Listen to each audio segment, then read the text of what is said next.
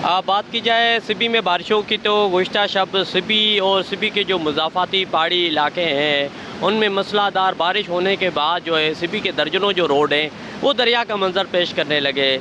ज़िले इंतज़ामिया और municipal committee की जानिब से जो है मुख्तलिफ़ रोडों से पानी निकालने का सिलसिला भी जारी है। दूसरी जानिब बात की जाए दरियाए नाड़ी की तो इस वक्त जो दरियाए नाड़ी है उससे 60,000 क्यूसिक का जो सैलाबी रेला है वो गुजर रहा है। ज़िले इंतज़ामिया सिबी की जानिब से एमरजेंसी फ्लड कंट्रोल रूम भी डिप्टी कमिश्नर ऑफिस में कैम कर दिया गया है और मुख्तलिफ जो पॉइंट्स हैं वहाँ पर हैवी मशीनरियाँ भी जो है लाई जा रही हैं ताकि जो सैलाबी सूरत हाल है उससे भी निपटा जा सके। और दूसरी जानिब जो गर्मी का ज़ोर है वो भी टूट गया है और दूसरी जानिब महकमा मौसमियात का कहना है कि ये जो बारिशों का सिलसिला है 22 अगस्त तक जारी रहेगा।